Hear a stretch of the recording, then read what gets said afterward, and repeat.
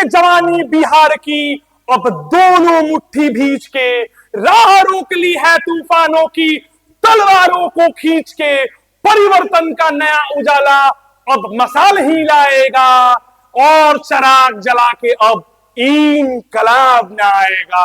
नमस्कार। मेरे शब्द चयन बहुत कड़वे होते हैं, तो यदि आपके दिमाग की बुद्धि का स्तर 25 ग्राम का हो तो कृपया कर आपसे मेरा हाथ जोड़ के अनुरोध है कि कृपया कर आप मेरे इस वीडियो से दूरी बना लें, क्योंकि मैं कभी भी किसी जाति, धर्म, संप्रदाय और मजहब के आधार पे मैं अपनी बातों को नहीं करता हूं। मेरे लिए इंसान और इंसानियत यही दो शब्द हैं जिसको मैं आधार बना के ये वीडियो बनाता हूं और आगे भविष्य में भी बनाऊंगा। आपने इस वीडियो का टाइटल देखा है, ये कैसा लोकतंत्र है? क्या सही मायने में लोकतंत्र का मतलब लाठी तंत्र होता है? क्या लोकतंत्र में अपनी अभिव्यक्ति की आजादी का हत्या करना ये लोकतंत्र में कहां तक सही है? जो बिहार लोकतंत्र की जननी रही है, उसी बिहार में लोकतंत्र की रोज आए दिन हत्या की जा रही है।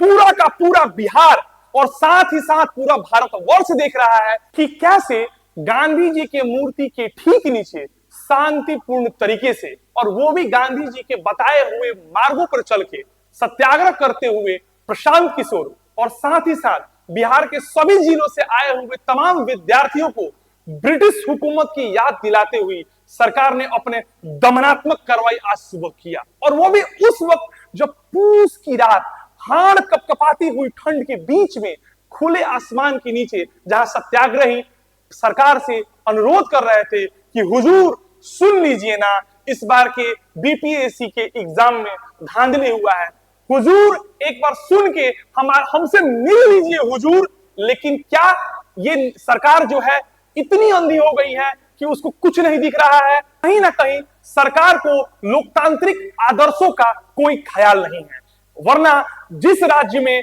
जिस देश में लोकतांत्रिक आदर्शों के आधार पर सरकार चलती है, वहां पर इतनी दमनात्मक कार्रवाई नहीं हो सकती है। ये सरकार पहले शिक्षकों को मारा, फिर दरोगा अभ्यर्थियों को मारा, फिर बिहार पुलिस के सिपाहियों को मारा, फिर बीपीएससी आयोग की तैयारी करने वाले कमीशन लड़कों को मारा। क्या ये सरकार आपकी लाठी से चलेगी? क्या सरकार चलती है संविधान से, और संविधान की बात करने वाले, संविधान को जगाने वाले लोगों को आप दमन की नीति से कुचल नहीं सकते हैं। ये मैं आपको लिख के दे देता हूं। मैं इसलिए लिख के दे पा रहा हूं क्योंकि भारत का संविधान एक लिखित संविधान है और यहां पर एक एक प्रावधान लिखित रूप में अवेलेबल है। आपको पता होगा कि भारतीय संविधान के भाग 3 में मौलिक अधिकार का वर्णन है, और मौलिक अधिकार का आर्टिकल 19 को कहता है हर भारतीयों को बोलने की आजादी है। आर्टिकल 19 ख ये कहता है कि बिना अस्त्र शस्त्र के शांतिपूर्ण ढंग से कोई भी व्यक्ति कहीं भी सभा कर सकता है।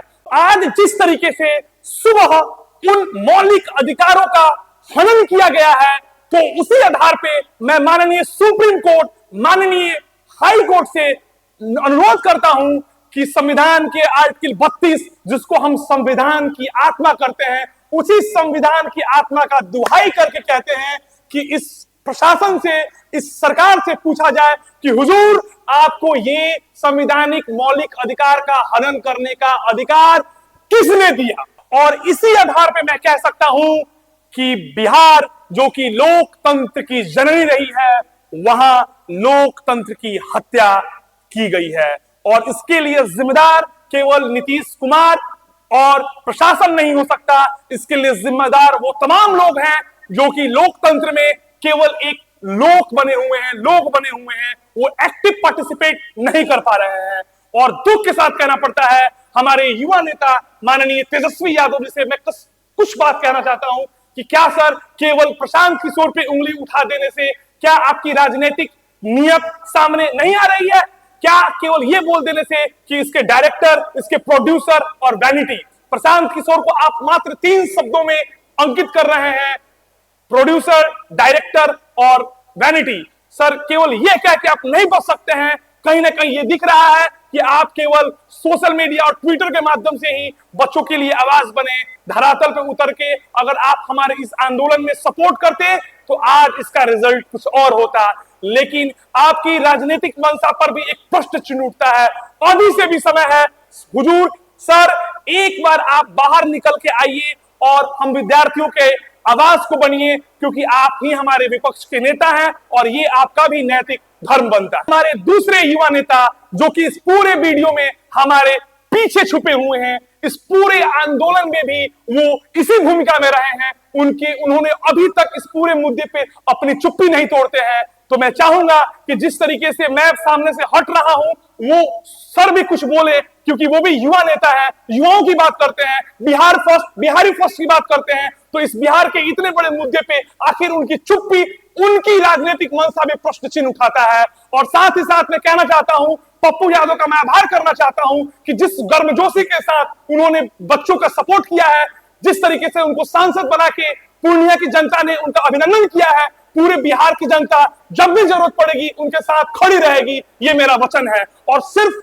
पगड़ी बांध लेने से यदि लोकतंत्र बचता है तो मैं भी पगड़ी बांध लेता हूं। ये बात मैं किसके लिए कह रहा हूं, ये आप समझ रहे हैं, उनके लिए इशारा ही काफी है कि अभी से भी चेत जाइए, पगड़ी बांधने से कोई राजनेता नहीं बनता है। नमस्कार।